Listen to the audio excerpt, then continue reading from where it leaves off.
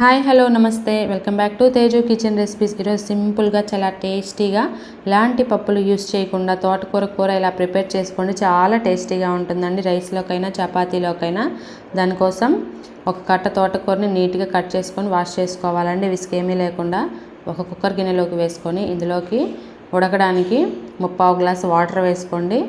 And అలాగే cut చేసుకున్న 3 టమాటాలని వేసుకోవాలండి ఇందులోకి.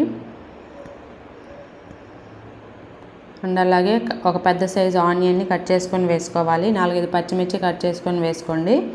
లిటిల్ బిట్ కొంచెం చింతపండు, కొంచెం పసుపు వేసుకోవాలి. 2 టేబుల్ స్పూన్ ఆయిల్ వేసుకోవాలి. ఆయిల్ వేసుకోవడం వల్ల టేస్ట్ చాలా బాగుంటుంది, పొగకుండా ఉంటుందండి. మూత పెట్టుకొని 6-7 విజిల్స్ రానివ్వాలండి. పూర్తిగా చల్లారిన తర్వాత ఇందులోకి టేస్ట్కి సరిపడినంత కల్లుప్పు వేసుకొని పప్పు గుత్తితోటి కొంచెం మెత్తగా మెదుపుకోవాలండి. మరీ మెత్తగా అయినా అవసరం లేదు, ఈ విధంగా ఉంటే సరిపోతుందండి. తాలింపు కోసం స్టవ్ మీద ప్యాన్ పెట్టుకొని హీట్ అయిన తర్వాత 2 టేబుల్ స్పూన్ ఆయిల్ వేసుకోవాలి. తాలింపు గింజలు, ఆవాలు, మినప్పప్పు, శనగపప్పు, కొంచెం జీలకర్ర వేసుకోవాలి. ఇందులోకి ఒక ఎండుమిర్చి, కొంచెం కరివేపాకు, కొంచెం ఇంగువ పొడి వేసుకోవాలి. అండ్ అలాగే 4-5 వెల్లుల్లి రెబ్బలు కచ్చాపచ్చాగా దంచుకొని వేసుకోండి. వెల్లుల్లి ఫ్లేవర్ చాలా బాగుంటుందండి, కంపల్సరీ వేసుకోండి వెల్లుల్లి.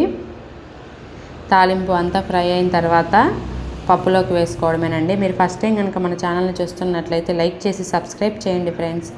ఈ తాలింపుని ఈ కూరలోకి వేసుకొని మిక్స్ చేసుకోవాలండి. మిక్స్ చేసుకొని ఒక 2 మినిట్స్ ఉడికించుకోవాలి. హెల్త్కి కూడా చాలా మంచిదండి, ఎన్నో విటమిన్స్ ఉంటాయి కూరలో.